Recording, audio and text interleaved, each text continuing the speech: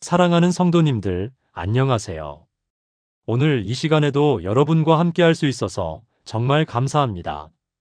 혹시 이런 경험 해보셨습니까?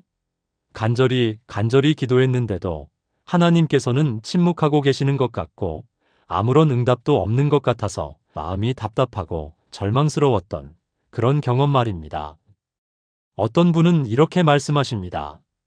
목사님, 저는 정말 매일같이 기도합니다. 새벽 기도도 빠지지 않고 나가고, 철야 기도도 참석하고, 금식 기도도 자주 합니다. 그런데 왜 제 기도는 응답받지 못하는 걸까요? 혹시 하나님이 저를 미워하시는 건 아닐까요? 제가 무슨 잘못을 했길래 이렇게 기도해도 아무런 변화가 없는 걸까요? 또 어떤 분은 이렇게 하소연하십니다.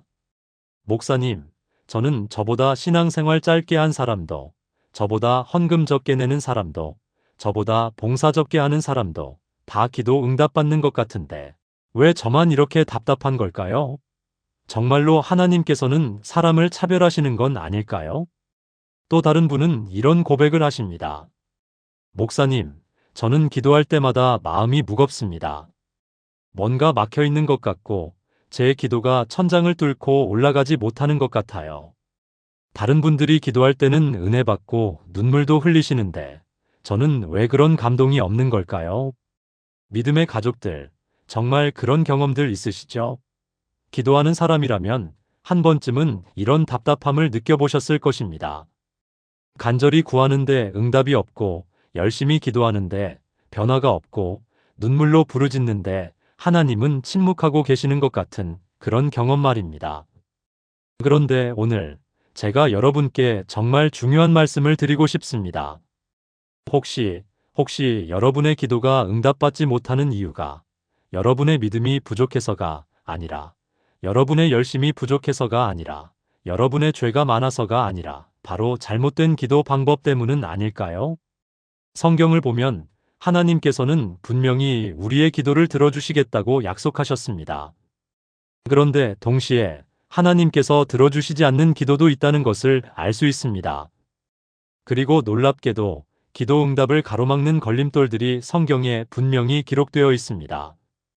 오늘 이 시간 저는 여러분과 함께 기도 응답을 가로막는 절대로 해서는 안 되는 4가지 치명적인 기도의 실수에 대해서 깊이 있게 살펴보고자 합니다. 이것은 정말로 99%의 크리스천들이 모르고 있는 기도 응답의 걸림돌입니다. 첫 번째는 이기적인 동기로 기도하는 것입니다. 두 번째는 용서하지 않는 마음으로 기도하는 것입니다. 세 번째는 의심하는 마음으로 기도하는 것입니다. 그리고 네 번째는 하나님의 뜻을 무시하고 자기 뜻만 고집하는 기도입니다. 오늘 이 말씀을 통해서 여러분의 기도가 하늘 보좌 앞까지 상달되고 하나님의 놀라운 응답을 경험하시게 되기를 주님의 이름으로 간절히 축원합니다. 그러면 지금부터 기도 응답을 막는 첫 번째 치명적인 실수부터 자세히 살펴보겠습니다. 첫 번째로 절대로 해서는 안 되는 기도의 실수는 바로 이기적인 동기로 기도하는 것입니다. 야고보서 4장 3절에서는 이렇게 말씀하고 있습니다. 구하여도 받지 못함은 정욕으로 쓰려고 잘못 구하기 때문이라. 이 말씀이 얼마나 충격적입니까? 우리가 구해도 받지 못하는 이유가 바로 잘못된 동기, 이기적인 목적 때문이라고 성경이 분명히 말씀하고 있는 것입니다. 여기서 정욕으로 쓰려고라는 표현이 나오는데 이것은 단순히 육체적인 욕망만을 의미하는 것이 아닙니다. 자신만의 만족을 위해서, 자신만의 유익을 위해서, 자신만의 영광을 위해서 구하는 모든 것을 포함합니다. 즉, 하나님의 영광이나 다른 사람의 유익은 전혀 생각하지 않고 오로지 나만을 위해서 기도하는 것을 말합니다. 사랑하는 성도님들, 혹시 이런 기도 드려보신 적 있으십니까? 하나님, 저에게 돈을 많이 주세요. 그래서 제가 남들보다 더 잘 살게 해주세요. 제가 부자가 되어서 다른 사람들이 저를 부러워하게 해주세요. 또는 하나님, 저희 자녀만은 꼭 명문대에 들어가게 해주세요. 그래서 제가 다른 사람들 앞에서 자랑할 수 있게 해주세요. 제가 다른 부모들보다 우월감을 느낄 수 있게 해주세요. 또는 이런 기도는 어떠합니까? 하나님, 저만은 아프지 않게 해주세요. 저만은 고생하지 않게 해주세요. 저만은 실패하지 않게 해주세요. 다른 사람들은 어떻게 되든 상관없으니까 저만 잘 되게 해주세요. 이런 식으로 철저하게 자기 중심적인, 이기적인 기도를 드린 적이 있으십니까? 물론, 이런 것들을 구하는 것 자체가 잘못된 것은 아닙니다. 하나님께서는 우리의 필요를 채워주시기를 원하시고, 우리가 건강하고 평안하기를 바라십니다. 우리 자녀들이 성공하기를 원하시고, 우리 가정이 형통하기를 원하십니다. 그런데 문제는 그 동기가 오로지 자신만을 위한 것, 자신의 욕심을 채우기 위한 것, 자신의 자존심을 만족시키기 위한 것일 때입니다. 성경을 보십시오. 구약시대 솔로몬 왕이 기도했을 때를 기억해 보세요. 열왕기상 3장 5절부터 9절을 보면 하나님께서 솔로몬에게 내가 무엇을 원하느냐, 내가 내게 주겠다고 하셨을 때 솔로몬은 무엇을 구했습니까? 솔로몬은 이렇게 기도했습니다. 주의 종에게 지혜로운 마음을 주사 주의 백성을 재판하여 선악을 분별하게 하옵소서. 누가 능히 주의 이 많은 백성을 재판할 수 있사오리이까? 솔로몬은 자신을 위한 것이 아니라 하나님의 백성들을 올바로 다스리기 위한 지혜를 구했습니다. 자신의 유익이 아니라 백성들의 유익을 위해서 기도한 것입니다. 그런데 여기서 주의해야 할 것이 있습니다. 혹시 그럼 내가 하나님 나라를 위해서 기도하는 척하면서 실제로는 내 욕심을 채워달라고 기도하면 되겠구나라고 생각하시면 안 됩니다. 하나님은 우리의 마음 중심을 보시는 분이십니다. 겉으로는 거룩한 기도를 드리는 것 같지만 속으로는 이기적인 욕심을 품고 있다면 하나님께서는 그것을 다 아십니다. 시편 139편 1절부터 4절에서 다윗은 이렇게 고백합니다. 여호와여, 주께서 나를 감찰하시고 아셨나이다. 주께서 내가 앉고 일어섬을 아시며 멀리서도 내 생각을 통촉하시오며 내가 길을 가든지 눕든지 나의 모든 행위를 감찰하시며 나의 모든 길에 익숙하시니이다. 여호와여, 내 혀에 말이 있기 전에 주께서 벌써 다 아시나이다. 하나님은 우리가 입술로 무슨 기도를 드리든지 상관없이 우리의 진짜 마음, 진짜 동기를 다 아시는 분이십니다. 그러므로 진정으로 마음을 바꿔서 하나님의 영광과 하나님 나라를 위한 마음으로 기도드려야 하는 것입니다. 그럼 구체적으로 어떻게 기도해야 할까요? 몇 가지 예를 들어보겠습니다. 예를 들어서 자녀의 성공을 위해서 기도할 때는 이렇게 해보세요. 하나님, 저희 아이가 공부를 잘해서 좋은 대학에 가게 해주세요 라고 기도하지 마시고 하나님, 저희 아이가 하나님께서 주신 달란트를 잘 발견하고 개발해서 하나님 나라를 위해 쓰임받는 사람이 되게 해주세요. 그래서 이 세상의 빛과 소금의 역할을 감당할 수 있게 해주세요. 그리고 어떤 분야에서 일하든지 그 분야에서 하나님께 영광 돌리는 사람이 되게 해주세요 라고 기도해 보세요. 사업을 위해서 기도할 때도 하나님, 제 사업이 번창해서 제가 부자가 되게 해주세요 라고 하지 마시고 하나님, 제가 하는 사업을 통해서 더 많은 사람들에게 도움이 되고 더 많은 일자리를 창출하며 더 많은 선교비와 구제비를 낼 수 있게 해주세요. 그리고 이 사업을 통해서 하나님의 공의와 사랑이 나타나게 해주세요 라고 기도해 보세요. 건강을 위해서 기도할 때도 하나님, 저만은 아프지 않게 해주세요 라고 하지 마시고 하나님, 제가 건강해서 더 열심히 주님을 섬기고 더 많은 사람들에게 복음을 전할 수 있게 해주세요.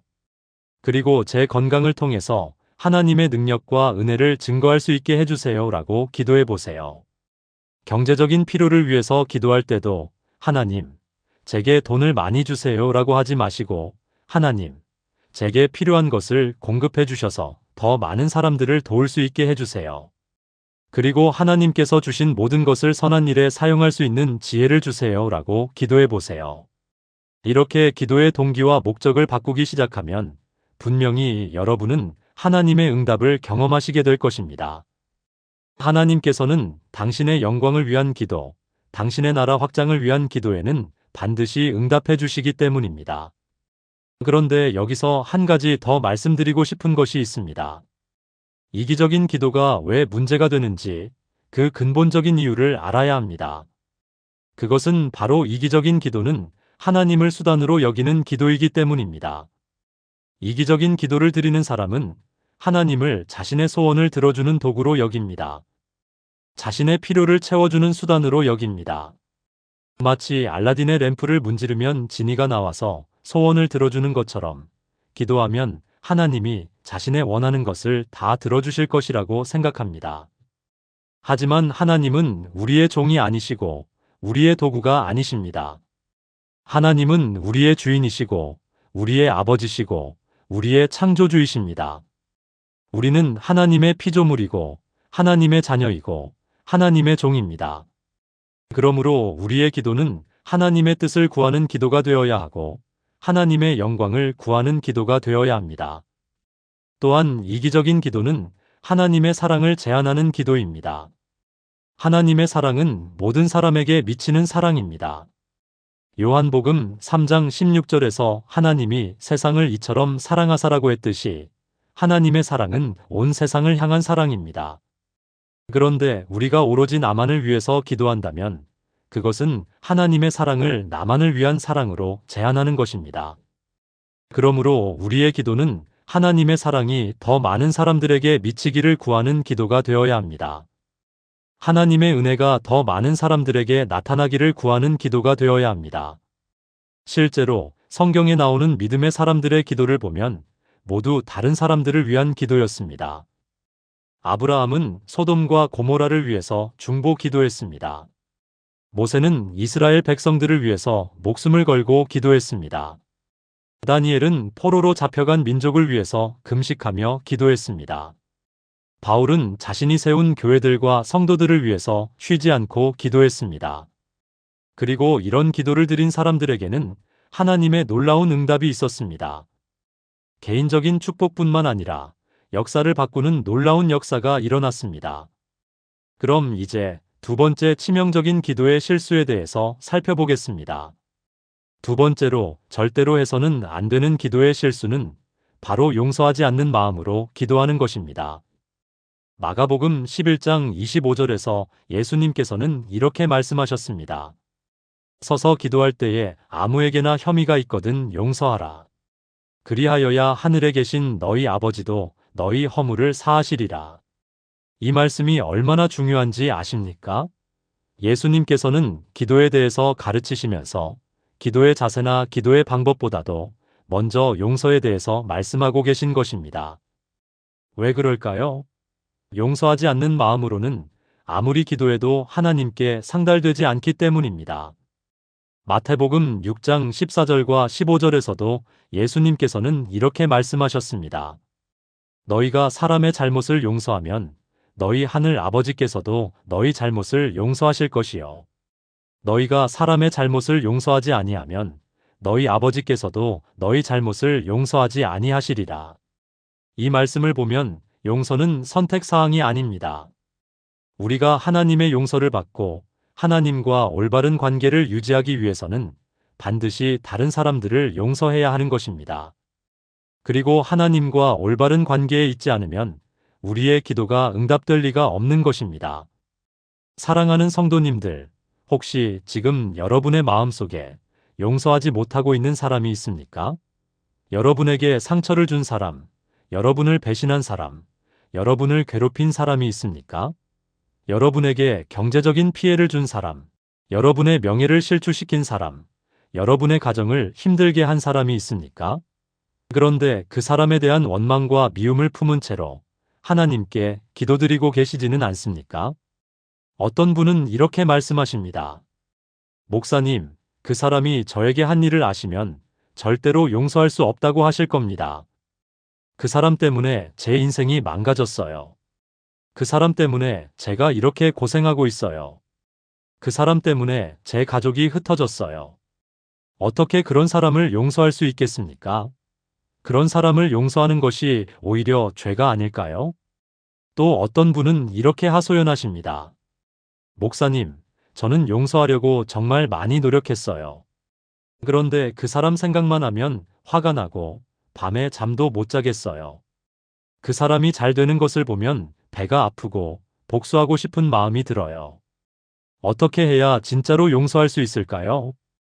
또 다른 분은 이런 고백을 하십니다. 목사님, 저는 그 사람을 용서했다고 생각했는데 어떤 때는 또 미운 마음이 들어요. 그러면 제가 진짜로 용서한 게 아닌 건가요? 왜 이렇게 마음이 오락가락하는 걸까요? 믿음의 가족들, 용서가 쉽지 않다는 것을 압니다. 특히 깊은 상처를 받았을 때, 큰 피해를 입었을 때는 더욱 그렇습니다. 용서가 어렵다는 것을 모르는 것이 아닙니다. 그런데 여기서 우리가 분명히 알아야 할 것이 있습니다. 용서는 상대방을 위한 것이 아니라 바로 나 자신을 위한 것이라는 사실입니다. 용서하지 않으면 가장 큰 피해를 받는 사람이 누구입니까? 나를 괴롭힌 그 사람입니까? 아닙니다. 바로 용서하지 않는 나 자신입니다. 미움과 원망으로 가슴이 가득 찬 채로 살아가는 사람, 밤마다 복수를 꿈꾸며 잠 못 이루는 사람, 그래서 건강도 해치고 마음의 평안도 잃어버리는 사람이 바로 나 자신인 것입니다. 의학적으로도 증명된 사실이지만 미움과 원망은 우리의 몸에 독소를 만들어냅니다. 스트레스 호르몬이 과다 분비되어서 면역력이 떨어지고 각종 질병에 걸리기 쉬워집니다. 고혈압, 당뇨병, 심장병, 우울증, 불면증 등 많은 질병들이 용서하지 못하는 마음과 관련이 있다고 합니다. 그리고 가장 중요한 것은 용서하지 않으면 하나님과의 관계가 막힌다는 것입니다. 아무리 간절히 기도해도, 아무리 열심히 신앙생활을 해도 용서하지 않는 마음이 있으면 하나님께서는 우리의 기도를 들어주시지 않습니다. 성경에 나오는 예를 하나 살펴보겠습니다. 마태복음 18장 21절부터 35절까지 예수님께서 말씀해 주신 용서에 관한 비유를 보면 왕에게 1만 달란트 빚진 종이 나옵니다. 1만 달란트가 얼마나 큰 돈인지 아십니까? 당시 노동자 한 사람이 하루에 한 데나리온을 벌었는데 1만 달란트는 6천만 데나리온입니다. 한 사람이 평생 일해도 갚을 수 없는 천문학적인 빚인 것입니다. 그런데 그 종이 왕 앞에 엎드려 용서를 빌자 왕이 불쌍히 여겨서 그 모든 빚을 탕감해 주었습니다. 얼마나 놀라운 은혜입니까? 그런데 그 종이 나가서 자기에게 100데나리온 빚진 동료를 만났습니다. 100데나리온은 1만 달란트에 비하면 아주 작은 돈입니다. 그런데도 그 종은 동료의 목을 잡고 빚을 갚으라고 했고 동료가 용서해달라고 빌어도 들어주지 않고 감옥에 넣어버렸습니다. 그 소식을 들은 왕이 얼마나 노했겠습니까? 왕은 그 악한 종을 불러서 이렇게 말했습니다. 악한 종아, 네가 빌기에 내가 내 빚을 전부 탕감하여 주었거늘 내가 너를 불쌍히 여김과 같이 너도 내 동료를 불쌍히 여김이 마땅하지 아니하냐? 그리고 그 종을 옥졸들에게 넘겨서 그 빚을 다 갚도록 했습니다. 예수님께서는 이 비유를 마치시면서 마태복음 18장 35절에서 이렇게 말씀하셨습니다. 너희가 각각 마음으로부터 형제를 용서하지 아니하면 나의 하늘 아버지께서도 너희에게 이와 같이 하시리라. 이 말씀이 얼마나 무서운 경고입니까? 우리가 하나님께 받은 용서가 얼마나 큰 것인지 생각해 보십시오. 우리는 죄인이었습니다. 하나님 앞에서 영원한 지옥의 형벌을 받아야 마땅한 죄인이었습니다. 로마서 3장 23절에서 모든 사람이 죄를 범하였음에 하나님의 영광에 이르지 못하더니라고 했고 로마서 6장 23절에서 죄의 살은 사망이요라고 했습니다. 그런데 하나님께서 독생자 예수 그리스도를 십자가에 내어주시면서까지 우리의 모든 죄를 용서해 주셨습니다. 요한일서 4장 10절에서 사랑은 여기 있으니 우리가 하나님을 사랑한 것이 아니요 하나님이 우리를 사랑하사 우리 죄를 속하기 위하여 화목 제물로 자기 아들을 보내셨음이라고 했습니다. 그런 우리가 다른 사람의 잘못을 용서하지 못한다는 것이 말이 됩니까? 하나님께서 우리에게 베푸신 용서에 비하면 다른 사람이 우리에게 끼친 피해는 정말 작은 것입니다. 그것도 용서하지 못한다면 우리가 하나님의 용서를 받을 자격이 있겠습니까? 그런데 여기서 오해하면 안 되는 것이 있습니다. 용서한다는 것이 그 사람이 한 잘못이 괜찮다는 뜻은 아닙니다. 또한 그 사람과 다시 친하게 지내야 한다는 뜻도 아닙니다.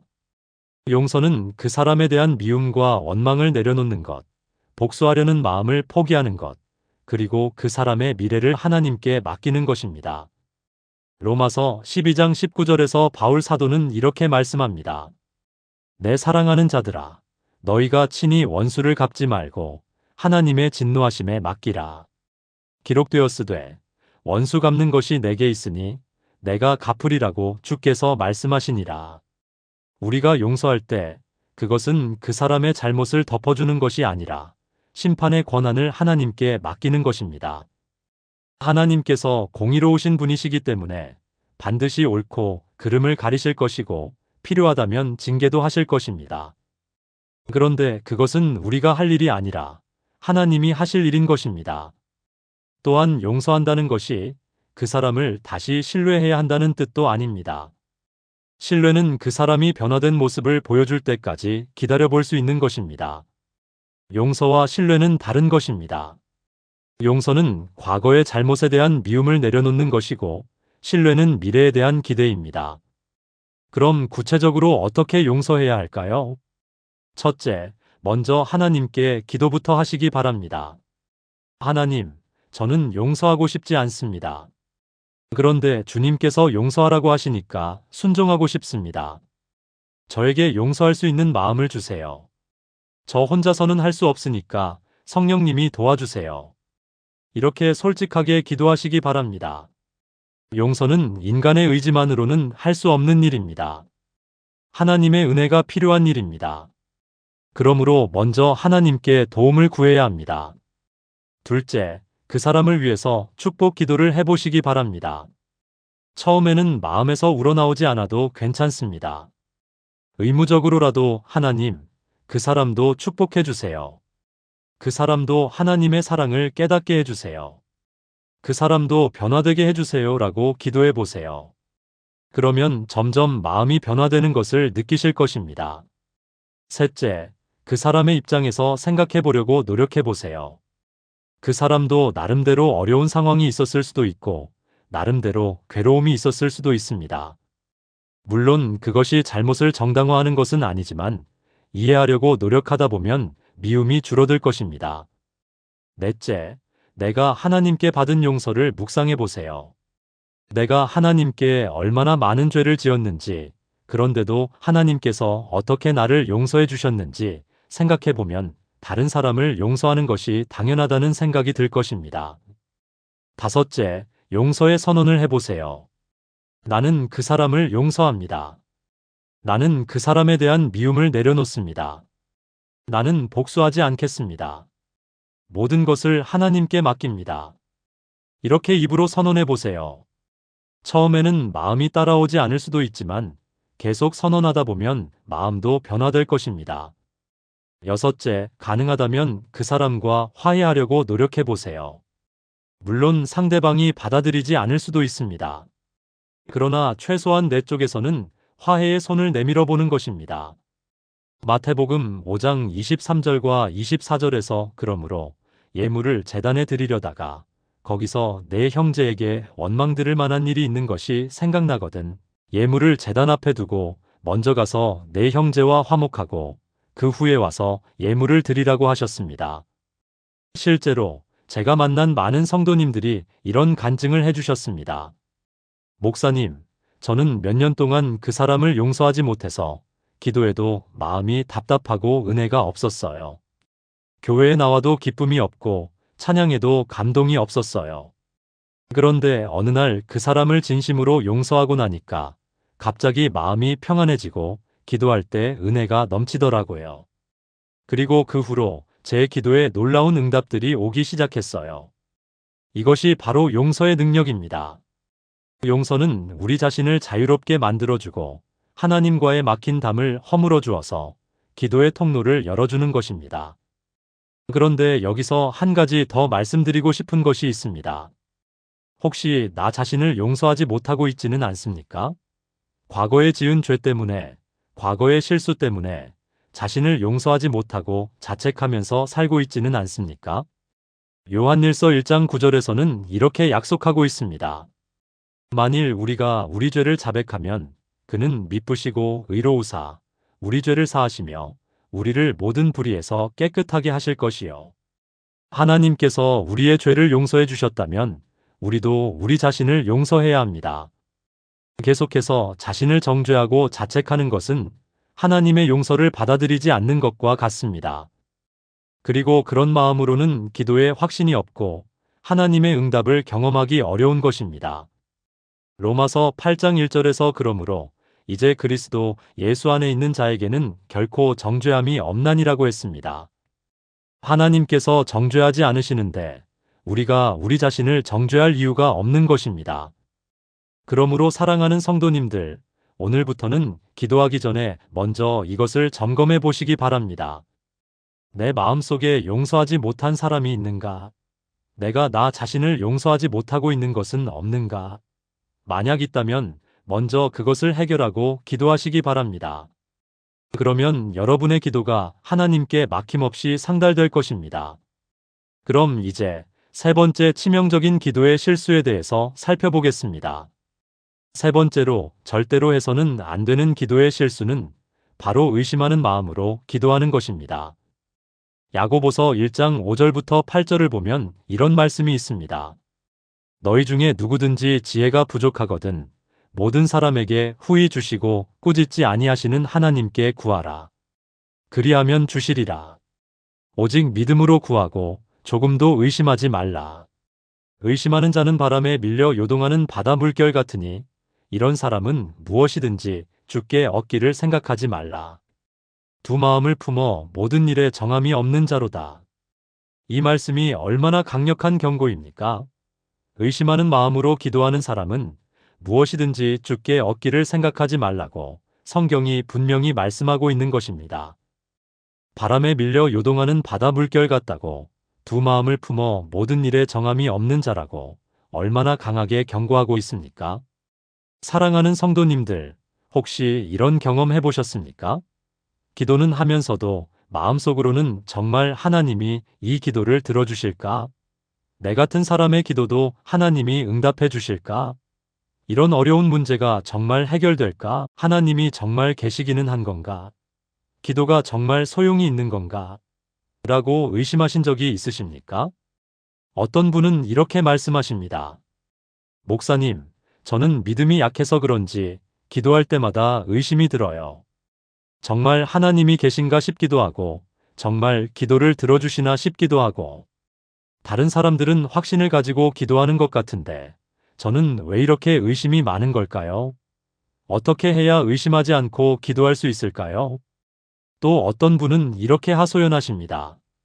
목사님, 저는 예전에 간절히 기도했던 일이 응답받지 못한 경험이 있어서 지금도 기도할 때 이번에도 안 될 거야 라는 생각이 먼저 들어요. 과거의 실망이 자꾸 떠올라서 믿음으로 기도하기가 어려워요. 또 다른 분은 이런 고백을 하십니다. 목사님, 저는 기도할 때 한편으로는 하나님을 믿는다고 하면서도 다른 한편으로는 다른 방법들도 준비해 놓게 되어요. 혹시 기도가 응답되지 않을까 봐서요. 그런데 이것이 의심인 건 아닌가요? 믿음의 가족들, 의심이라는 것이 우리에게 얼마나 자연스럽게 찾아오는지 압니다. 우리는 연약한 인간이고 보이지 않는 하나님을 믿는다는 것이 쉬운 일이 아니기 때문입니다.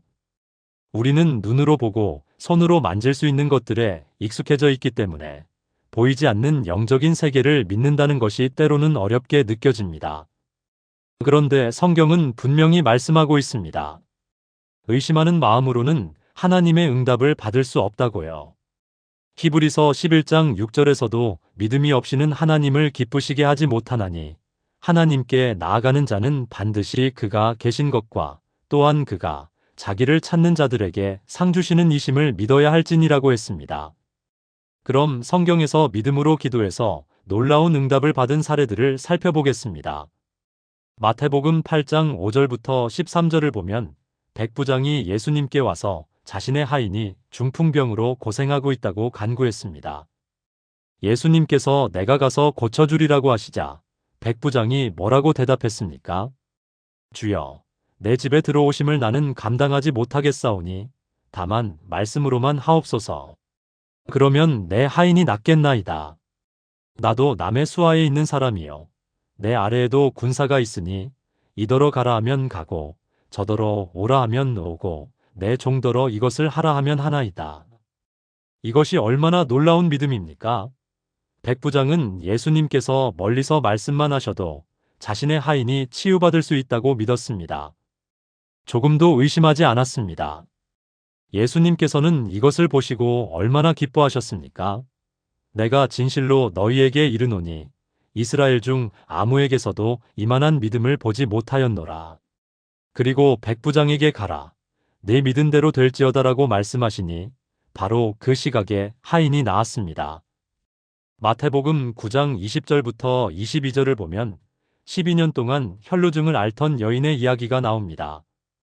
이 여인은 많은 의사들에게 치료받느라 모든 재산을 다 써버렸지만 아무도 고칠 수 없었습니다.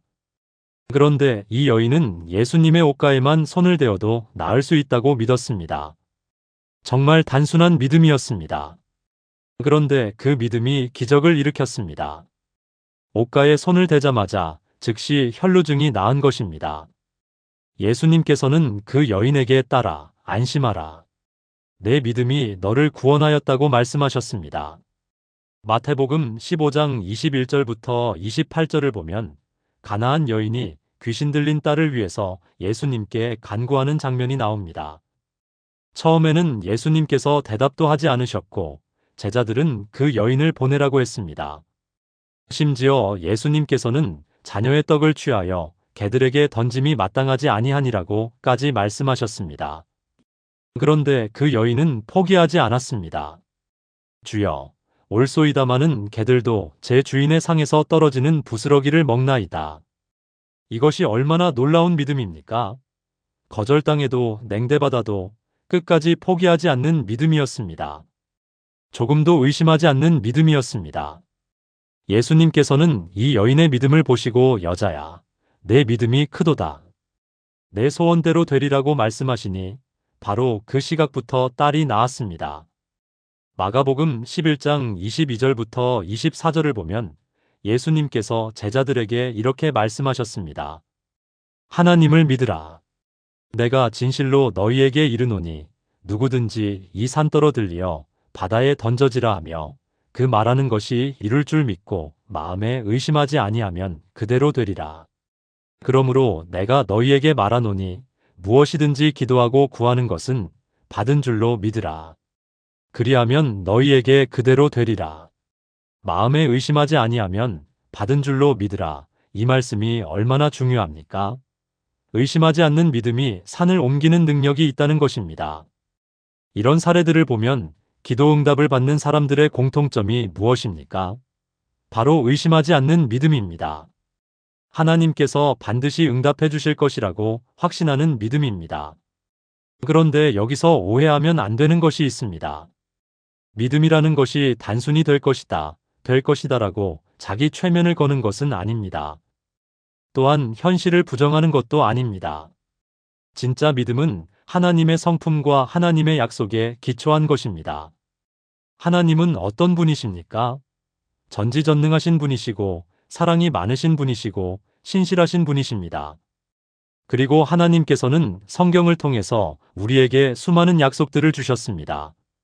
마태복음 7장 7절에서 구하라 그리하면 너희에게 주실 것이요. 찾으라 그리하면 찾아낼 것이요. 문을 두드리라 그리하면 너희에게 열릴 것이니라고 약속하셨습니다. 요한복음 14장 13절에서 너희가 내 이름으로 무엇을 구하든지 내가 행하리니 이는 아버지로 하여금 아들로 말미암아 영광을 받으시게 하려 함이라고 약속하셨습니다. 요한일서 5장 14절과 15절에서 그를 향하여 우리가 가진 바 담대함이 이것이니 그의 뜻대로 무엇을 구하면 들으심이라. 우리가 무엇이든지 구하는 바를 들으시는 줄을 안즉 우리가 그에게 구한 그것을 얻는 줄을 또한 아느니라고 약속하셨습니다. 마태복음 21장 22절에서 너희가 기도할 때에 무엇이든지 믿고 구하는 것은 다 받으리라고 약속하셨습니다. 마가복음 9장 23절에서 할 수 있거든이 무슨 말이냐? 믿는 자에게는 능히 하지 못할 일이 없느니라고 말씀하셨습니다. 이런 하나님의 약속들을 붙잡고 기도할 때 우리는 의심하지 않고 믿음으로 기도할 수 있는 것입니다. 하나님께서는 거짓말하실 수 없는 분이시고 한 번 약속하신 것은 반드시 지키시는 분이시기 때문입니다. 그럼 구체적으로 어떻게 해야 의심하지 않고 기도할 수 있을까요? 첫째, 하나님의 약속의 말씀들을 암송하고 묵상하시기 바랍니다. 기도하기 전에 먼저 하나님의 약속의 말씀을 읽고 그 말씀을 마음에 새기고 기도하면 의심이 들어올 틈이 없을 것입니다. 로마서 10장 17절에서 믿음은 들음에서 나며 들음은 그리스도의 말씀으로 말미암았느니라고 했듯이 하나님의 말씀을 많이 들을수록 믿음이 강해집니다. 둘째, 과거에 하나님께서 응답해 주신 일들을 기억해 보세요. 여러분의 인생에 하나님이 역사하신 일들, 기도 응답받은 일들을 종종 떠올려 보시기 바랍니다. 그러면 하나님이 예전에도 도와주셨으니까 이번에도 도와주실 것이다라는 확신이 생길 것입니다. 시편 기자도 과거에 하나님이 행하신 일들을 자주 기억하며 그것을 통해서 믿음을 회복했습니다. 셋째, 다른 사람들의 간증을 많이 들어보세요. 교회에서 들려주는 기도 응답의 간증들, 하나님의 역사하심에 대한 간증들을 들으면 우리의 믿음도 더욱 강해질 것입니다. 믿음은 전염되는 것이기 때문에 믿음의 사람들과 많이 교제할수록 우리의 믿음도 성장합니다.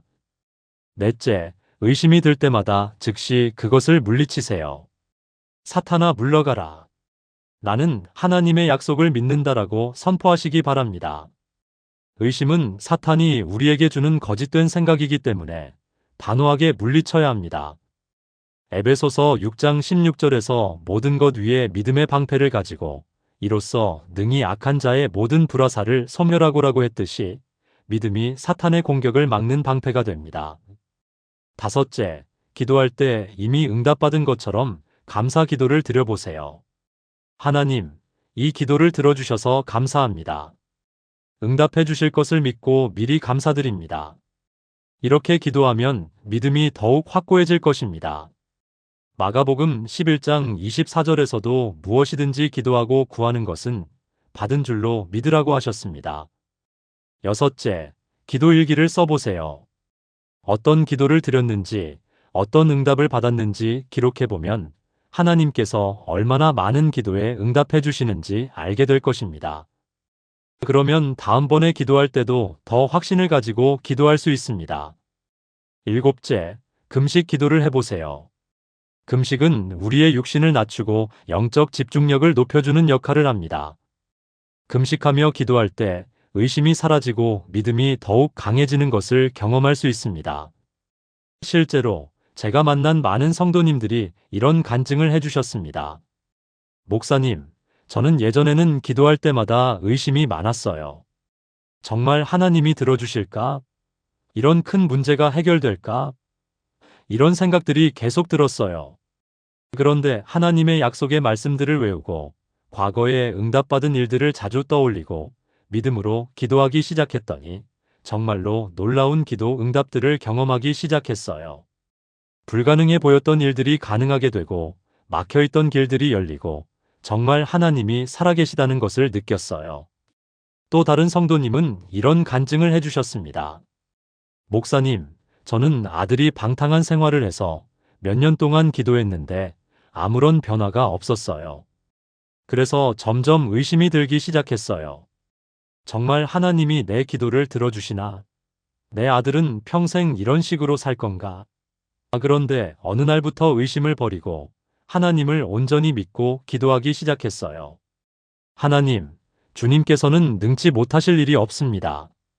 제 아들도 반드시 변화시켜 주실 것을 믿습니다. 이렇게 믿음으로 기도했더니 몇 달 후에 아들이 완전히 변화되었어요. 지금은 교회도 열심히 나오고 믿음 생활도 잘하고 있어요. 마가복음 9장 23절에서 예수님께서 말씀하셨습니다. 할 수 있거든이 무슨 말이냐? 믿는 자에게는 능히 하지 못할 일이 없느니라. 그리고 24절에서 그 아이 아버지가 내가 믿나이다. 나의 믿음 없음을 도와주옵소서라고 부르짖었습니다. 이것이 바로 우리가 가져야 할 믿음의 자세입니다. 완전한 믿음을 가지지 못하더라도 믿으려고 노력하고 하나님께 도움을 구하는 것입니다. 하나님께서는 그런 우리의 연약한 믿음도 받아주시고 그 믿음을 더욱 강하게 만들어 주십니다. 누가복음 17장 5절을 보면 사도들이 주님께 우리에게 믿음을 더하소서라고 구했습니다. 이것처럼 우리도 하나님께 믿음을 달라고 기도해야 합니다. 믿음도 하나님이 주시는 선물이기 때문입니다. 그런데 여기서 중요한 것이 있습니다. 의심과 궁금함은 다르다는 것입니다. 하나님께 왜 이런 일이 일어났습니까? 어떻게 해야 합니까? 라고 묻는 것은 의심이 아니라 하나님과의 대화입니다. 성경의 많은 인물들도 하나님께 질문했습니다. 욥도 질문했고, 다윗도 질문했고, 예레미야도 질문했습니다. 하지만 그들은 하나님의 존재나 능력을 의심하지는 않았습니다. 의심은 하나님이 정말 계실까? 하나님이 정말 내 기도를 들어주실까? 기도가 정말 소용이 있을까? 와 같이 하나님 자체를 불신하는 것입니다. 이런 의심은 기도 응답을 막는 걸림돌이 됩니다. 그러므로 사랑하는 성도님들, 오늘부터는 기도할 때 의심을 물리치고 하나님의 약속을 믿는 믿음으로 기도하시기 바랍니다. 그러면 분명히 여러분은 하나님의 놀라운 응답을 경험하시게 될 것입니다. 그럼 마지막으로 네 번째 치명적인 기도의 실수에 대해서 살펴보겠습니다. 네 번째로 절대로 해서는 안 되는 기도의 실수는 바로 하나님의 뜻을 무시하고 자기 뜻만 고집하는 기도입니다. 요한일서 5장 14절에서는 이렇게 말씀하고 있습니다. 그를 향하여 우리가 가진 바 담대함이 이것이니 그의 뜻대로 무엇을 구하면 들으심이라. 여기서 중요한 것이 무엇입니까? 그의 뜻대로라는 조건입니다. 하나님의 뜻에 맞는 기도라야 응답받을 수 있다는 것입니다. 사랑하는 성도님들, 혹시 이런 기도 드린 적 있으십니까? 하나님, 제가 원하는 대로 해주세요. 제가 계획한 대로 되게 해주세요. 하나님이 뭐라고 하시든 저는 이것만은 꼭 이루고 싶습니다. 이것이 안 되면 저는 정말 살 수 없어요. 이런 식으로 하나님의 뜻은 전혀 고려하지 않고 오로지 자신의 뜻만 관철시키려고 하는 기도를 드린 적이 있으십니까? 어떤 분은 이렇게 말씀하십니다. 목사님, 저는 제 자녀가 꼭 의사가 되기를 원해요. 그래서 매일 그렇게 기도하고 있어요. 하나님도 분명히 제 마음을 아실 거예요. 다른 길은 생각할 수 없어요. 또 어떤 분은 이렇게 하소연하십니다. 목사님, 저는 이 사업을 꼭 성공시키고 싶어요. 제가 얼마나 많은 시간과 노력을 투자했는데 이것이 실패하면 저는 정말 살 수 없어요. 하나님께서 꼭 도와주셔야 해요. 다른 선택은 있을 수 없어요. 또 다른 분은 이런 고백을 합니다. 목사님, 저는 제가 좋아하는 사람과 꼭 결혼하고 싶어요. 그 사람이 아니면 결혼할 생각이 없어요. 매일 그 사람과 결혼시켜달라고 기도하고 있어요. 하나님도 제 마음을 아시니까 꼭 들어주실 거라고 믿어요. 믿음의 가족들, 우리의 간절한 마음을 하나님께서 모르실 리가 없습니다. 그리고 하나님께서는 우리를 사랑하시기 때문에 우리의 소원을 들어주고 싶어 하십니다. 마태복음 7장 11절에서 너희가 악한 자라도 좋은 것으로 자식에게 줄 알거든 하물며 하늘에 계신 너희 아버지께서 구하는 자에게 좋은 것으로 주시지 않겠느냐고 하셨습니다. 그런데 문제는 때로는 우리가 원하는 것이 하나님의 뜻과 다를 때가 있다는 것입니다. 그리고 때로는 우리가 원하는 것이 우리에게 유익하지 않을 때도 있다는 것입니다. 또한 때로는 하나님께서 우리에게 더 좋은 계획을 가지고 계실 때도 있다는 것입니다. 성경에서 가장 좋은 예를 찾아보면 바로 예수님의 겟세마네 기도입니다. 마태복음 26장 39절에서 예수님께서는 이렇게 기도하셨습니다. 내 아버지여, 만일 할만하시거든 이 잔을 내게서 지나가게 하옵소서. 그러나 나의 원대로 마시옵고 아버지의 원대로 하옵소서. 예수님께서도 십자가의 고난을 앞두고는 인간으로서 두려움을 느끼셨습니다. 그래서 이 잔을 내게서 지나가게 하옵소서라고 기도하셨습니다. 그런데 동시에 나의 원대로 마시옵고 아버지의 원대로 하옵소서라고 하나님의 뜻에 순종하셨습니다. 만약 예수님께서 자신의 뜻만 고집하셨다면 어떻게 되었겠습니까? 십자가를 피하셨을 것이고, 그러면 우리의 구원은 이루어질 수 없었을 것입니다. 하지만 예수님께서는 하나님의 뜻에 순종하셔서 십자가의 죽음을 통해서 우리에게 영원한 구원의 길을 열어주셨습니다. 구약시대를 봐도 마찬가지입니다. 다니엘서 3장을 보면 사드락과 메삭과 아벳느고가 풀무불에 던져지기 전에 느부갓네살 왕에게 이렇게 대답했습니다. 왕이여, 우리가 섬기는 우리 하나님이 우리를 맹렬히 타는 풀무불 가운데서 능히 건져내시겠고 왕의 손에서도 건져내시리이다. 그렇게 하지 아니하실지라도 왕이여, 우리가 왕의 신들을 섬기지도 아니하고 왕이 세우신 금 신상에게 절하지도 아니할 줄을 아옵소서. 여기서 중요한 것이 무엇입니까? 그렇게 하지 아니하실지라도라는 말입니다. 하나님이 자신들을 구해주시든 안 해주시든 하나님의 뜻에 순종하겠다는 것입니다. 이것이 바로 하나님의 뜻에 맞는 기도의 자세입니다. 그런데 여기서 오해하면 안 되는 것이 있습니다. 하나님의 뜻대로 기도한다는 것이 우리의 소원이나 간절한 마음을 포기해야 한다는 뜻은 아닙니다. 하나님께서는 우리의 모든 소원과 필요를 아시고 그것들을 들어주기를 원하십니다. 중요한 것은 순서입니다. 먼저 하나님의 뜻이 무엇인지 구하고 그 다음에 우리의 소원을 아뢰는 것입니다. 그리고 만약 우리의 소원과 하나님의 뜻이 다르다면 하나님의 뜻에 순종하는 것입니다. 그럼 어떻게 하나님의 뜻을 알 수 있을까요?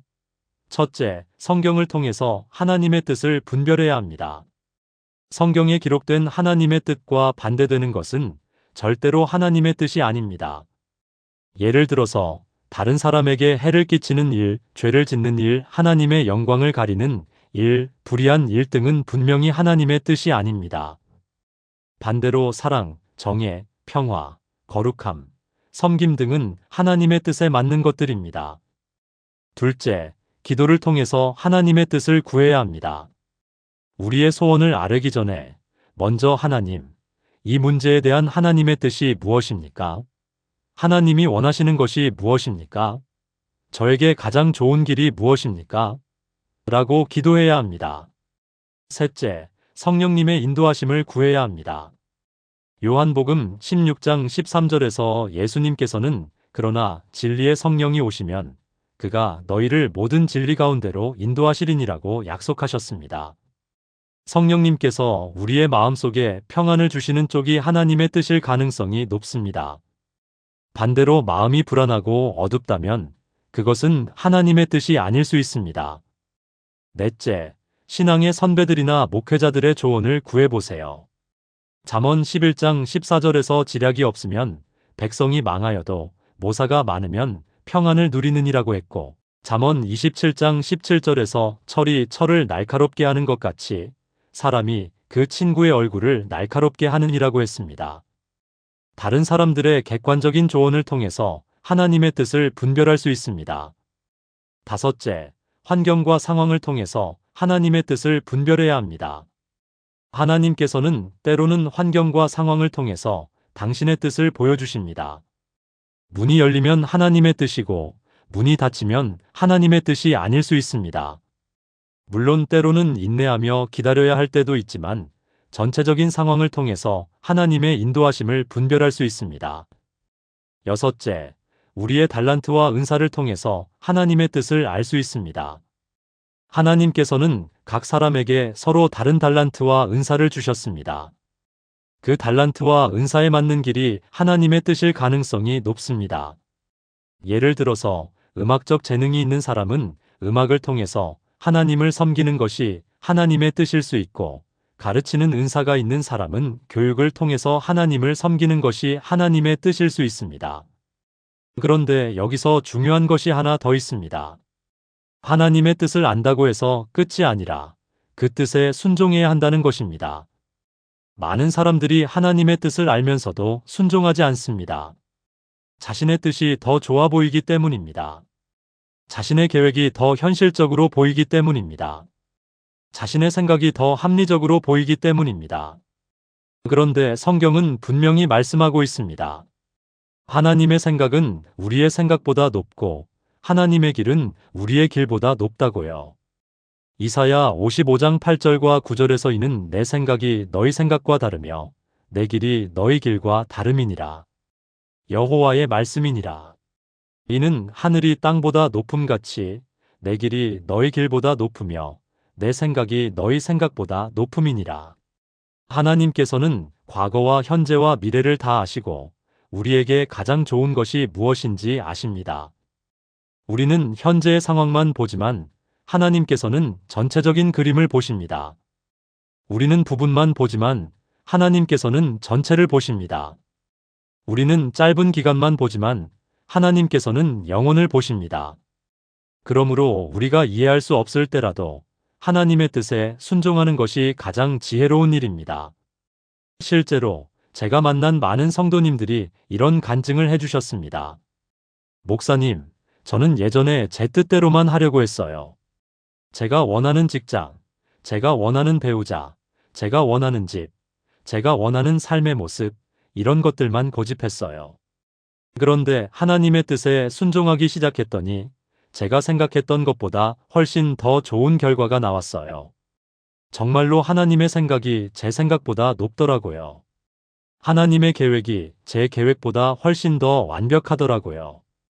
또 다른 성도님은 이런 간증을 해주셨습니다. 목사님, 저는 제 아들이 꼭 의사가 되기를 원해서 몇 년 동안 그렇게 기도했어요.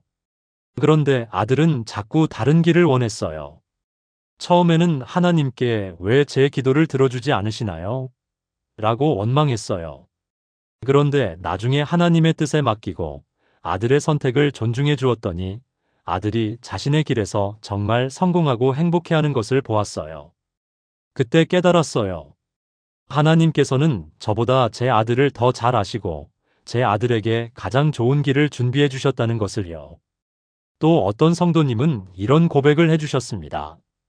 목사님, 저는 제가 좋아하는 사람과 꼭 결혼하고 싶어서 몇 년 동안 그렇게 기도했어요. 그런데 그 관계가 잘 안 풀렸어요. 처음에는 정말 실망하고 원망했어요. 그런데 나중에 하나님이 예비하신 다른 사람을 만나서 결혼했는데 그 사람이 저에게 정말 완벽한 배우자였어요. 그때 깨달았어요. 하나님께서는 제가 원하는 것보다 훨씬 더 좋은 것을 준비해두고 계셨다는 것을요. 이런 간증들을 들으면서 저는 정말로 하나님의 사랑과 지혜가 얼마나 크신지 새삼 깨닫게 됩니다. 로마서 8장 28절에서 바울 사도는 이렇게 약속하고 있습니다. 우리가 알거니와 하나님을 사랑하는 자, 곧 그의 뜻대로 부르심을 입은 자들에게는 모든 것이 합력하여 선을 이루느니라. 하나님을 사랑하고 하나님의 뜻대로 사는 사람들에게는 모든 일이 합력하여 선을 이룬다는 놀라운 약속입니다. 비록 당장은 이해할 수 없는 일들이 일어날지라도 결국에는 모든 것이 우리에게 유익이 된다는 것입니다. 심지어 고난이나 실패까지도 하나님의 뜻에 순종하는 사람에게는 유익이 된다는 것입니다. 그런데 여기서 하나님의 뜻대로 부르심을 입은 자들이라는 표현에 주목해 보세요. 단순히 하나님을 사랑하기만 하는 것이 아니라 하나님의 뜻대로 부르심을 입은 자들이라고 했습니다. 즉, 하나님의 뜻에 순종하는 사람들이라는 뜻입니다. 이런 사람들에게는 모든 것이 합력하여 선을 이룬다는 것입니다. 그러므로 사랑하는 성도님들, 오늘부터는 기도할 때 먼저 하나님의 뜻이 무엇인지 구하시기 바랍니다. 그리고 우리의 뜻보다는 하나님의 뜻이 이루어지기를 구하시기 바랍니다. 그러면 여러분은 상상할 수 없는 하나님의 놀라운 축복을 경험하시게 될 것입니다.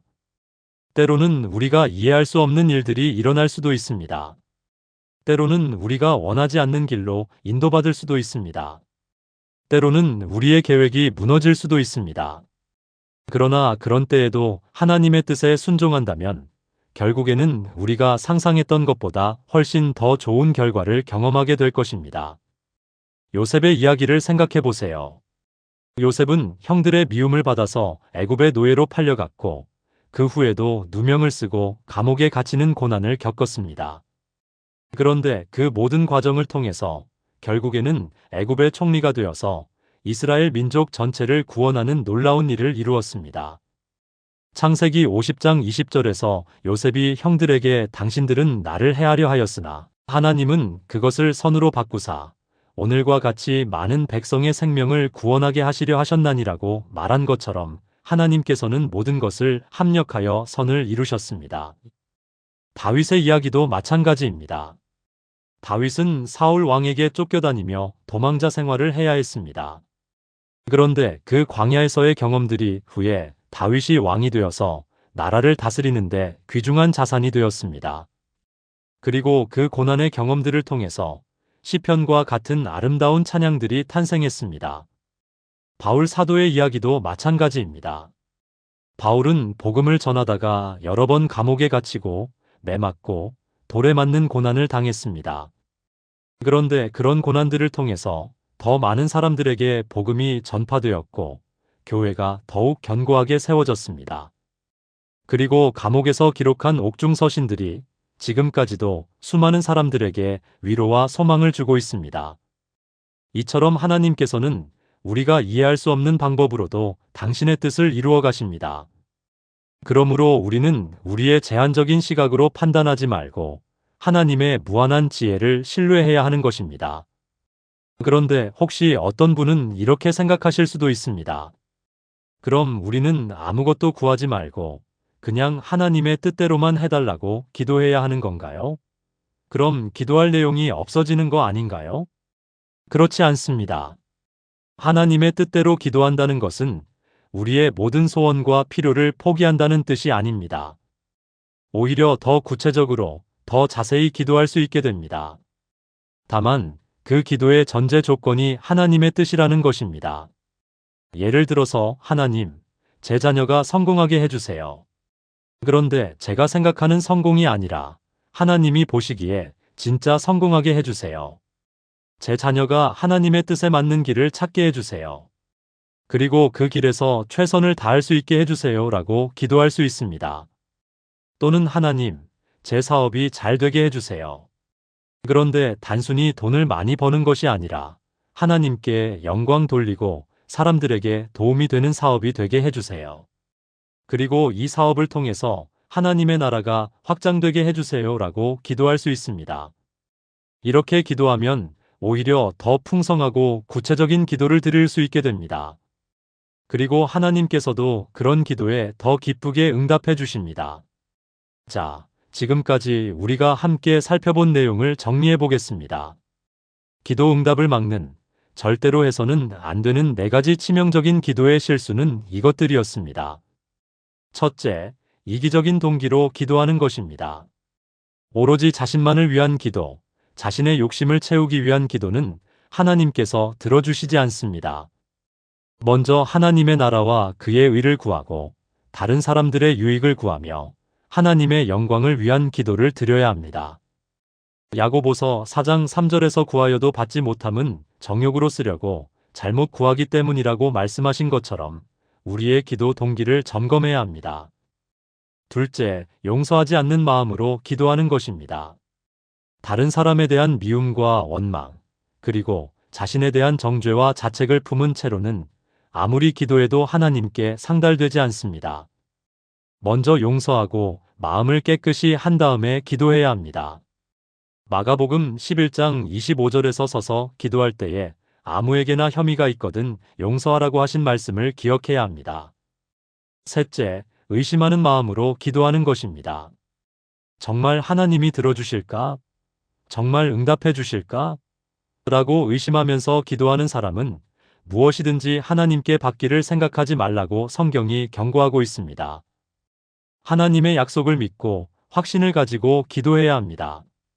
야고보서 1장 6절에서 오직 믿음으로 구하고 조금도 의심하지 말라고 하신 말씀을 명심해야 합니다. 넷째, 하나님의 뜻을 무시하고 자기 뜻만 고집하는 기도입니다. 우리의 뜻이 아니라 하나님의 뜻이 이루어지기를 구해야 합니다. 그것이 우리에게 가장 유익한 길이기 때문입니다. 요한일서 5장 14절에서 그의 뜻대로 무엇을 구하면 들으심이라고 하신 말씀처럼 하나님의 뜻에 맞는 기도를 드려야 합니다. 사랑하는 성도님들, 혹시 지금까지 이런 실수들을 하면서 기도하셨다면 오늘부터라도 바꿔보시기 바랍니다. 이기적인 기도가 아니라 하나님의 영광을 위한 기도를, 미움이 아니라 용서의 마음으로, 의심이 아니라 믿음으로, 내 뜻이 아니라 하나님의 뜻을 구하는 기도를 드려보시기 바랍니다. 그러면 분명히 여러분은 놀라운 변화를 경험하실 것입니다. 기도할 때 마음이 뜨거워지고 하나님의 임재를 느끼게 되고 기도 응답들을 연속해서 경험하시게 될 것입니다.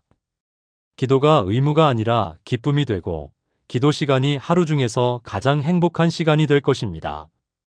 오늘 이 말씀이 여러분의 기도 생활에 새로운 전환점이 되기를 주님의 이름으로 간절히 축원합니다. 그런데 마지막으로 제가 여러분께 꼭 말씀드리고 싶은 것이 하나 있습니다. 혹시 내가 이런 실수들을 너무 많이 했구나. 그럼 하나님이 나를 미워하시나? 내 기도는 영원히 응답받을 수 없는 건가? 나는 이미 늦었나? 하나님께서 나를 포기하셨나? 라고 낙심하지 마시기 바랍니다. 절대로 그렇지 않습니다. 하나님은 사랑이십니다. 요한일서 4장 16절에서 하나님은 사랑이시라고 분명히 말씀하고 있습니다. 하나님께서는 우리의 연약함을 아시고 우리의 부족함을 아시면서도 여전히 우리를 사랑하시고 우리의 기도를 들어주기를 원하십니다. 중요한 것은 깨닫는 것입니다. 그리고 회개하는 것입니다. 그리고 바뀌는 것입니다. 하나님께서는 그런 우리를 기쁘게 받아주시고 우리의 기도에 응답해 주실 것입니다. 시편 51편 17절에서 다윗은 이렇게 고백했습니다. 하나님께서 구하시는 제사는 상한 심령이라. 하나님이여 상하고 통회하는 마음을 주께서 멸시하지 아니하시리이다. 상한 심령, 통회하는 마음으로 하나님께 나아오는 사람을 하나님께서는 절대로 외면하지 않으십니다. 오히려 더욱 가까이 하시고 더욱 사랑해 주시고 더욱 축복해 주십니다. 누가복음 15장에 나오는 탕자의 비유에서 아버지가 돌아온 탕자를 어떻게 맞아주셨는지 기억해 보세요. 멀리서부터 달려가서 목을 안고 입을 맞추며 제일 좋은 옷을 입혀주고 반지를 끼워주고 신을 신겨주고 잔치를 베풀어 주셨습니다. 이것이 바로 우리 하나님의 마음입니다. 우리가 잘못을 깨닫고 돌아올 때 하나님께서는 우리를 이렇게 맞아주십니다. 과거의 잘못을 책망하시지 않으시고 오히려 더욱 사랑으로 품어주십니다. 그러므로 오늘 이 시간 여러분 모두가 하나님 앞에 겸손하게 나아가시기 바랍니다. 그리고 지금까지의 잘못된 기도 습관들을 회개하시기 바랍니다. 하나님, 저는 지금까지 이기적으로 기도했습니다. 오로지 제 욕심만 채우려고 기도했습니다. 용서해 주세요. 하나님, 저는 지금까지 용서하지 못하는 마음으로 기도했습니다. 미움과 원망을 품은 채로 기도했습니다. 용서해 주세요. 하나님, 저는 지금까지 의심하는 마음으로 기도했습니다. 하나님의 능력을 의심하고 하나님의 사랑을 의심했습니다. 용서해 주세요. 하나님, 저는 지금까지 제 뜻만 고집하며 기도했습니다. 하나님의 뜻은 생각하지 않고 제 계획대로만 되기를 원했습니다. 용서해 주세요. 그리고 앞으로는 하나님이 기뻐하시는 올바른 기도를 드릴 수 있도록 도와주세요. 이렇게 진심으로 회개하고 오늘부터 새로운 기도 생활을 시작하시기 바랍니다. 그러면 하나님께서 여러분의 기도에 놀라운 응답을 해주실 것입니다. 여러분이 간절히 기도해왔던 그 문제들, 오랫동안 응답받지 못했던 그 기도 제목들이 이제는 하나님의 놀라운 응답을 받게 될 것입니다. 여러분의 가정에 평안이 임할 것이고 자녀들에게 축복이 임할 것이고 사업과 직장에 하나님의 도우심이 함께할 것이고 건강도 회복되고 관계도 회복되는 놀라운 역사들을 경험하시게 될 것입니다. 그리고 무엇보다도 기도할 때마다 하나님의 임재를 느끼고 하나님과 더욱 가까워지는 은혜를 경험하시게 될 것입니다. 기도가 의무가 아니라 기쁨이 되고 기도 시간이 지겨운 시간이 아니라 가장 행복한 시간이 되는 축복을 누리시게 될 것입니다. 그러니까 실망하지 마시고 낙심하지 마시고 오늘부터 새로운 마음으로 기도 생활을 시작하시기 바랍니다. 오늘 이 말씀을 들으신 여러분들께 몇 가지 구체적인 실천 사항을 제안해 드리고 싶습니다. 첫째, 오늘 저녁부터 기도 제목을 다시 정리해 보세요. 개인적인 필요만이 아니라 교회를 위한 기도, 선교를 위한 기도, 이웃을 위한 기도, 나라를 위한 기도도 포함시켜 보세요. 그리고 기도할 때 순서도 바꿔보세요. 하나님의 영광을 위한 기도부터 먼저 드리고 그 다음에 개인적인 필요를 구하는 것입니다. 종이에 기도 제목을 적어보시면 더욱 체계적으로 기도할 수 있을 것입니다. 둘째, 용서해야 할 사람들의 명단을 작성해 보세요. 종이에 그 사람들의 이름을 써보고 한 사람 한 사람을 위해서 축복 기도를 드려보세요. 처음에는 어색하고 힘들 수도 있지만 계속하다 보면 마음이 변화되는 것을 느끼실 것입니다. 그리고 가능하다면 그 사람들에게 직접 용서를 표현해 보세요. 전화나 편지 또는 직접 만나서라도 화해의 손길을 내밀어 보세요. 셋째, 하나님의 약속의 말씀들을 찾아서 암송해 보세요.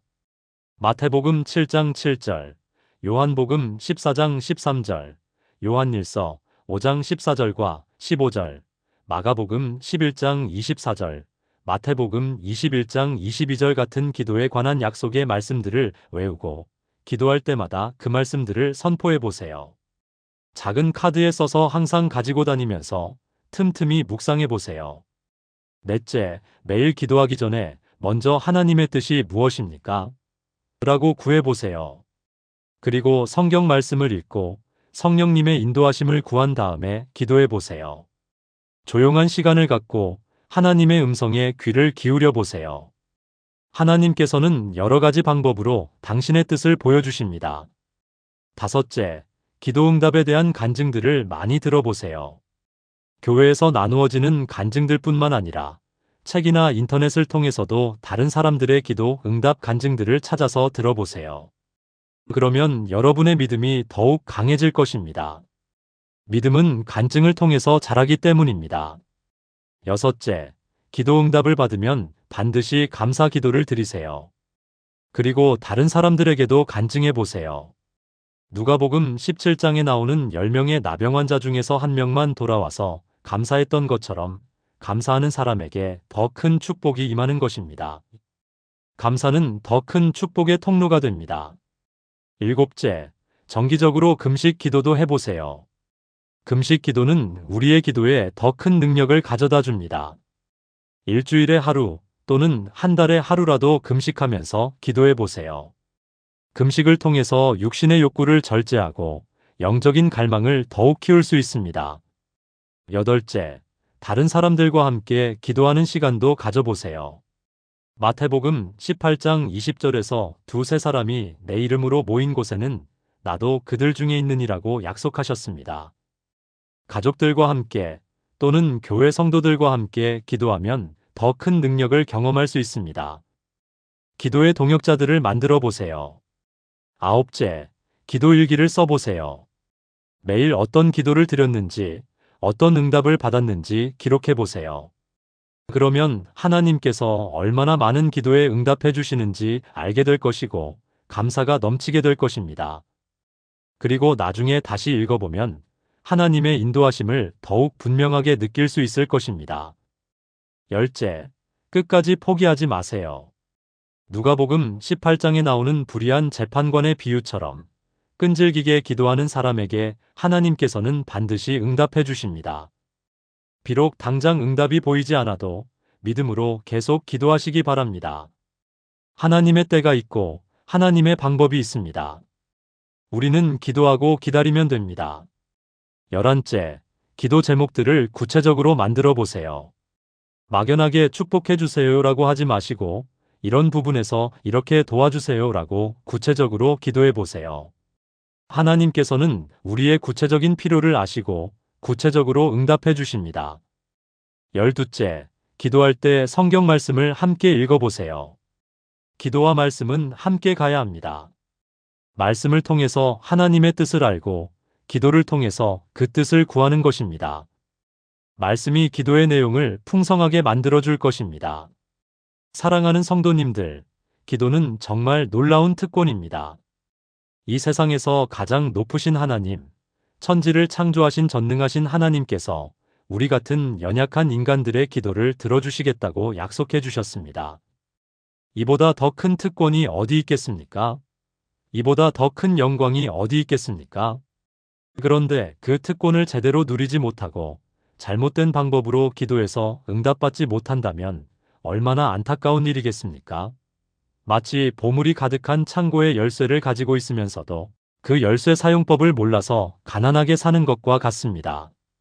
오늘 이 말씀을 통해서 여러분 모두가 올바른 기도의 비밀을 깨닫고 하나님의 놀라운 응답을 경험하시게 되기를 주님의 이름으로 간절히 축원합니다. 하나님께서는 지금도 여러분의 기도를 기다리고 계십니다. 여러분이 올바른 마음으로 올바른 방법으로 기도할 때 하나님께서는 기쁘게 응답해 주실 것입니다. 여러분의 삶에 놀라운 기적들이 일어나고 불가능해 보였던 일들이 가능하게 되고 막혀있던 길들이 열리게 될 것입니다. 그러므로 실망하지 마시고 포기하지 마시고 오늘부터 새로운 기도 생활을 시작하시기 바랍니다. 그리고 이 놀라운 기도의 비밀을 다른 사람들에게도 알려주시기 바랍니다. 여러분 주위에도 기도 응답받지 못해서 고민하고 있는 분들이 많이 계실 것입니다. 그분들에게 오늘 들으신 이 말씀을 나누어 주시기 바랍니다.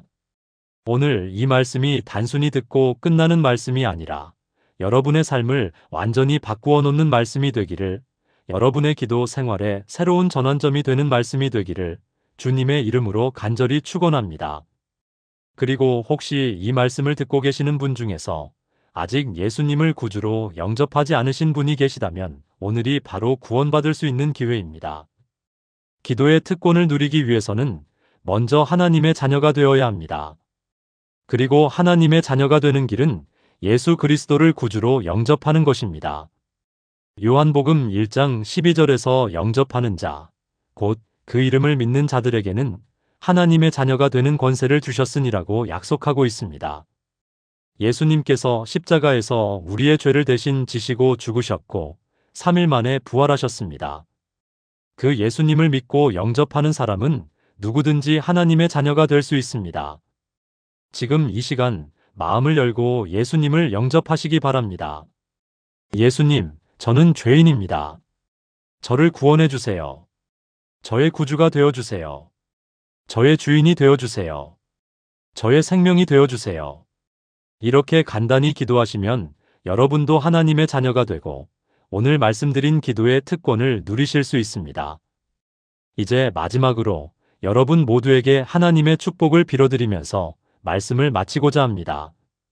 오늘 이 말씀을 들으신 모든 분들 위해 하나님의 크신 은혜와 사랑이 충만하게 임하시기를 주님의 이름으로 축원합니다. 여러분의 기도가 하늘 보좌 앞까지 상달되어서 하나님께서 기쁘게 들어주시고 놀라운 응답으로 채워주시기를 주님의 이름으로 축원합니다. 여러분의 가정마다 하나님의 평안과 기쁨이 가득하고 자녀들에게는 하나님의 지혜와 총명이 더하여지고 사업과 직장에는 하나님의 축복과 형통함이 함께하시기를 주님의 이름으로 축원합니다. 여러분의 건강을 지켜주시고 범사에 잘되게 하시며 영혼이 잘되는 것 같이 범사가 잘되고 강건하게 하시기를 주님의 이름으로 축원합니다. 무엇보다도 매일매일 하나님과 더욱 가까워지고 기도하는 즐거움을 누리며 하나님의 놀라운 응답들을 연속해서 경험하는 복된 삶을 살아가시기를 주님의 이름으로 간절히 축원합니다. 여러분의 입술에서 나오는 모든 기도가 하나님의 마음을 기쁘게 하는 향기로운 제사가 되기를 축원합니다. 여러분의 무릎 꿇는 그 자리가 하늘과 땅이 만나는 거룩한 처소가 되기를 축원합니다. 여러분의 기도 시간이 하나님의 임재를 경험하는 천국의 시간이 되기를 축원합니다. 오늘 이 귀한 시간을 함께해 주신 모든 분들께 진심으로 감사드립니다. 이 말씀이 여러분의 삶에 놀라운 변화와 축복을 가져다 주기를 주님의 이름으로 축원하면서 이 시간 모든 말씀을 마치겠습니다. 하나님의 은혜가 여러분과 함께 하시기를 간절히 축원합니다. 감사합니다. 다른 달란트와 은사를 주셨습니다. 그 달란트와 은사에 맞는 길이 하나님의 뜻일 가능성이 높습니다. 그런데 여기서 중요한 것이 하나 더 있습니다. 하나님의 뜻을 안다고 해서 끝이 아니라 그 뜻에 순종해야 한다는 것입니다. 많은 사람들이 하나님의 뜻을 알면서도 순종하지 않습니다. 자신의 뜻이 더 좋아 보이기 때문입니다. 그런데 성경은 분명히 말씀하고 있습니다. 하나님의 생각은 우리의 생각보다 높고 하나님의 길은 우리의 길보다 높다고요. 이사야 55장 8절과 9절에서 이는 내 생각이 너희 생각과 다르며 내 길이 너희 길과 다름이니라. 여호와의 말씀이니라. 이는 하늘이 땅보다 높음같이 내 길이 너희 길보다 높으며 내 생각이 너희 생각보다 높음이니라. 하나님께서는 과거와 현재와 미래를 다 아시고 우리에게 가장 좋은 것이 무엇인지 아십니다. 우리는 현재의 상황만 보지만 하나님께서는 전체적인 그림을 보십니다. 그러므로 우리가 이해할 수 없을 때라도 하나님의 뜻에 순종하는 것이 가장 지혜로운 일입니다. 실제로 제가 만난 많은 성도님들이 이런 간증을 해주셨습니다. 목사님, 저는 예전에 제 뜻대로만 하려고 했어요. 제가 원하는 직장, 제가 원하는 배우자, 제가 원하는 집, 이런 것들만 고집했어요. 그런데 하나님의 뜻에 순종하기 시작했더니 제가 생각했던 것보다 훨씬 더 좋은 결과가 나왔어요. 정말로 하나님의 생각이 제 생각보다 높더라고요. 또 다른 성도님은 이런 간증을 해주셨습니다. 목사님, 저는 제 아들이 꼭 의사가 되기를 원해서 몇 년 동안 그렇게 기도했어요. 그런데 아들은 자꾸 다른 길을 원했어요. 처음에는 하나님께 왜 제 기도를 들어주지 않으시나요? 라고 원망했어요. 그런데 나중에 하나님의 뜻에 맡기고 아들의 선택을 존중해 주었더니 아들이 자신의 길에서 정말 성공하고 행복해하는 것을 보았어요. 그때 깨달았어요. 하나님께서는 저보다 제 아들을 더 잘 아시고 제 아들에게 가장 좋은 길을 준비해 주셨다는 것을요. 로마서 8장 28절에서 바울 사도는 이렇게 약속하고 있습니다. 우리가 알거니와 하나님을 사랑하는 자, 곧 그의 뜻대로 부르심을 입은 자들에게는 모든 것이 합력하여 선을 이루느니라. 하나님을 사랑하고 하나님의 뜻대로 사는 사람들에게는 모든 일이 합력하여 선을 이룬다는 놀라운 약속입니다. 비록 당장은 이해할 수 없는 일들이 일어날지라도 결국에는 모든 것이 우리에게 유익이 된다는 것입니다. 그러므로 사랑하는 성도님들, 오늘부터는 기도할 때 먼저 하나님의 뜻이 무엇인지 구하시기 바랍니다. 그리고 우리의 뜻보다는 하나님의 뜻이 이루어지기를 구하시기 바랍니다. 그러면 여러분은 상상할 수 없는 하나님의 놀라운 축복을 경험하시게 될 것입니다. 자, 지금까지 우리가 함께 살펴본 내용을 정리해 보겠습니다. 기도 응답을 막는, 절대로 해서는 안 되는 4가지 치명적인 기도의 실수는 이것들이었습니다.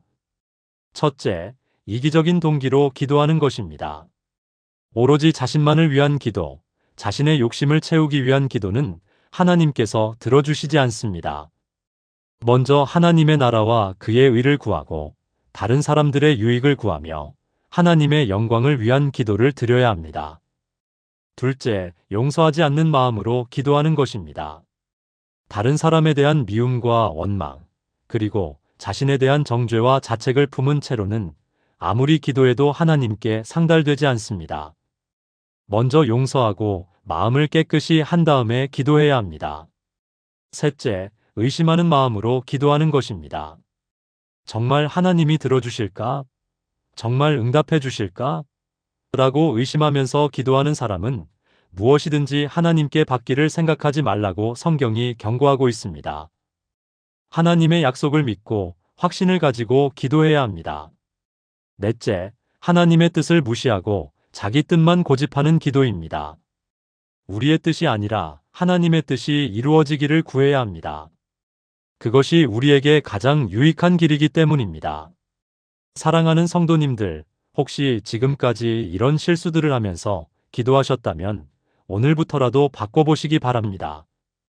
이기적인 기도가 아니라 하나님의 영광을 위한 기도를, 미움이 아니라 용서의 마음으로, 의심이 아니라 믿음으로, 내 뜻이 아니라 하나님의 뜻을 구하는 기도를 드려보시기 바랍니다.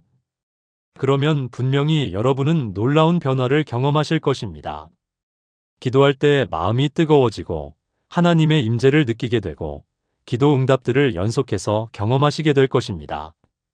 오늘 이 말씀이 여러분의 기도 생활에 새로운 전환점이 되기를 주님의 이름으로 간절히 축원합니다. 그런데 마지막으로 제가 여러분께 꼭 말씀드리고 싶은 것이 하나 있습니다.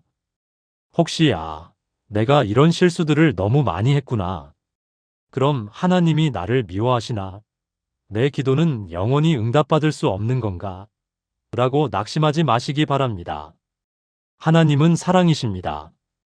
요한일서 4장 16절에서 하나님은 사랑이시라고 분명히 말씀하고 있습니다. 하나님께서는 우리의 연약함을 아시고 우리의 부족함을 아시면서도 여전히 우리를 사랑하시고 우리의 기도를 들어주기를 원하십니다. 중요한 것은 깨닫는 것입니다. 그리고 회개하는 것입니다. 그리고 바뀌는 것입니다. 하나님께서는 그런 우리를 기쁘게 받아주시고 우리의 기도에 응답해 주실 것입니다.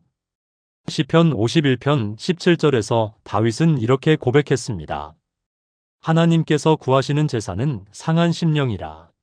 하나님이여 상하고 통회하는 마음을 주께서 멸시하지 아니하시리이다. 상한 심령, 통회하는 마음으로 하나님께 나아오는 사람을 하나님께서는 절대로 외면하지 않으십니다. 오히려 더욱 가까이 하시고 더욱 사랑해 주시고 더욱 축복해 주십니다. 그러므로 오늘 이 시간 여러분 모두가 하나님 앞에 겸손하게 나아가시기 바랍니다. 그리고 지금까지의 잘못된 기도 습관들을 회개하시기 바랍니다.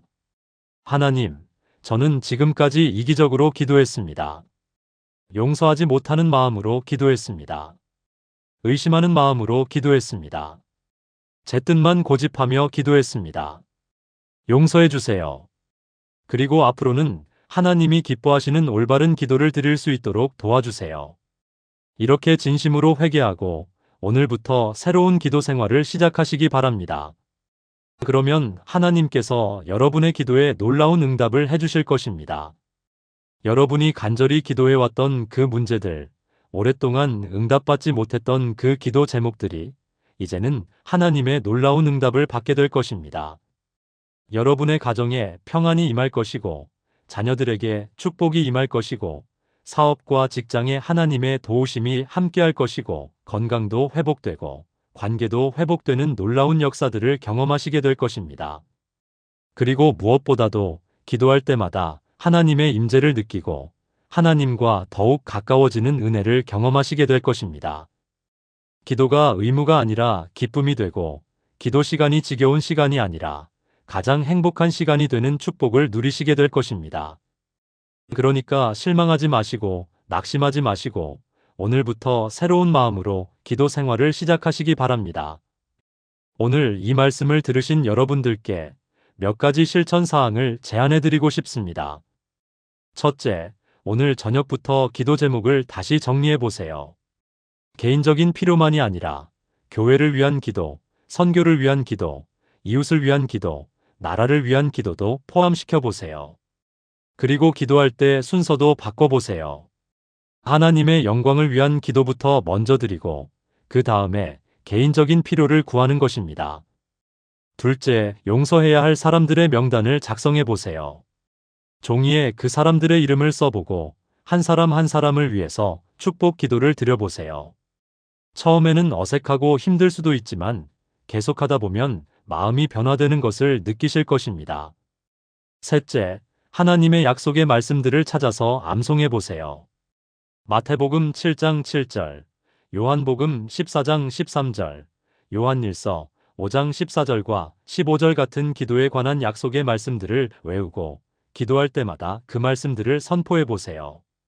넷째, 매일 기도하기 전에 먼저 하나님의 뜻이 무엇입니까? 라고 구해 보세요.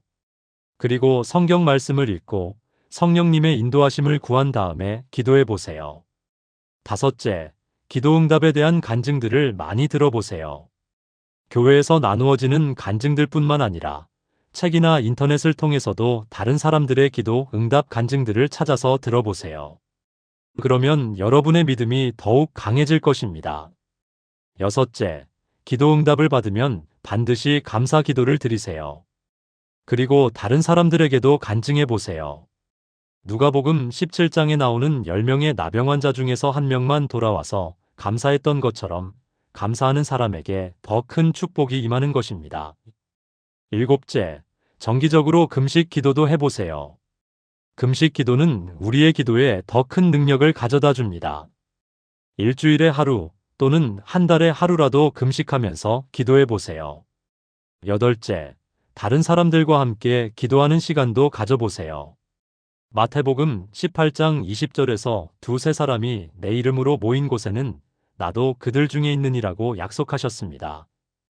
가족들과 함께 또는 교회 성도들과 함께 기도하면 더 큰 능력을 경험할 수 있습니다.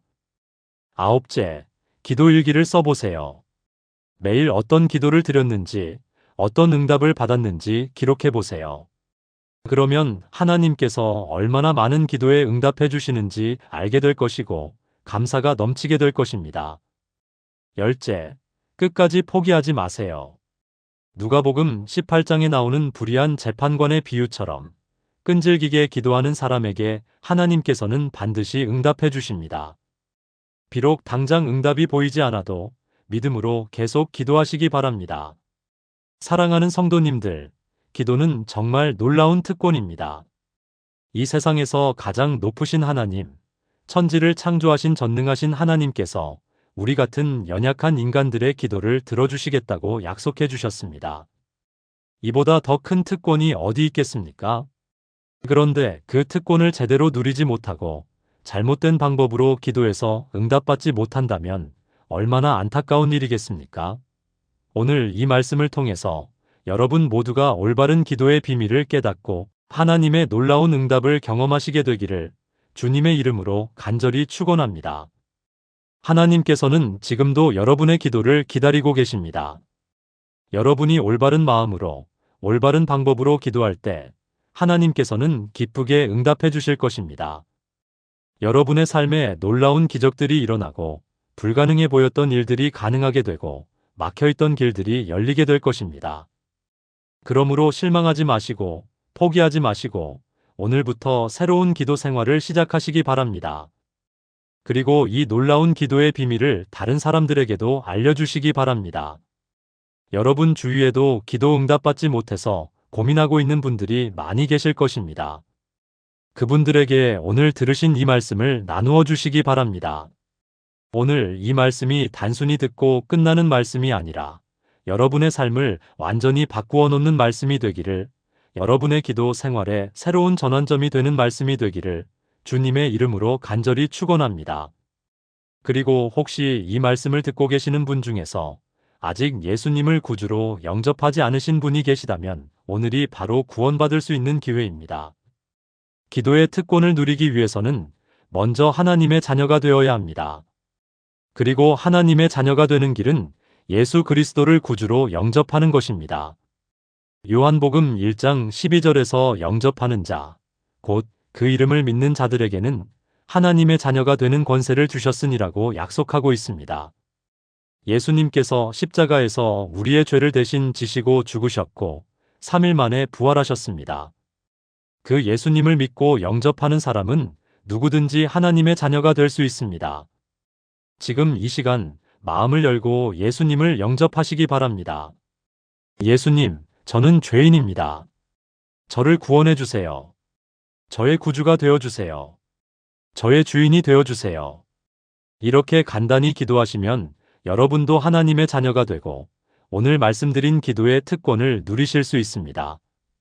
이제 마지막으로 여러분 모두에게 하나님의 축복을 빌어드리면서 말씀을 마치고자 합니다. 오늘 이 말씀을 들으신 모든 분들 위해 하나님의 크신 은혜와 사랑이 충만하게 임하시기를 주님의 이름으로 축원합니다. 여러분의 기도가 하늘 보좌 앞까지 상달되어서 하나님께서 기쁘게 들어주시고 놀라운 응답으로 채워주시기를 주님의 이름으로 축원합니다. 여러분의 가정마다 하나님의 평안과 기쁨이 가득하고 자녀들에게는 하나님의 지혜와 총명이 더하여지고 사업과 직장에는 하나님의 축복과 형통함이 함께하시기를 주님의 이름으로 축원합니다. 여러분의 건강을 지켜주시고 범사에 잘되게 하시며 영혼이 잘되는 것 같이 범사가 잘되고 강건하게 하시기를 주님의 이름으로 축원합니다. 무엇보다도 매일매일 하나님과 더욱 가까워지고 기도하는 즐거움을 누리며 하나님의 놀라운 응답들을 연속해서 경험하는 복된 삶을 살아가시기를 주님의 이름으로 간절히 축원합니다. 오늘 이 귀한 시간을 함께 해주신 모든 분들께 진심으로 감사드립니다. 이 말씀이 여러분의 삶에 놀라운 변화와 축복을 가져다 주기를 주님의 이름으로 축원하면서 이 시간 모든 말씀을 마치겠습니다. 하나님의 은혜가 여러분과 함께 하시기를 간절히 축원합니다. 감사합니다. 오늘 말씀이 은혜가 되셨다면 좋아요와 구독, 알림 설정 부탁드립니다. 주변 분들에게도 공유해서 함께 은혜 받을 수 있도록 도와주세요. 댓글로 기도 제목이나 간증도 나누어 주시고 다음 영상도 기대해 주세요. 하나님의 축복이 여러분과 함께 하시길 축원합니다.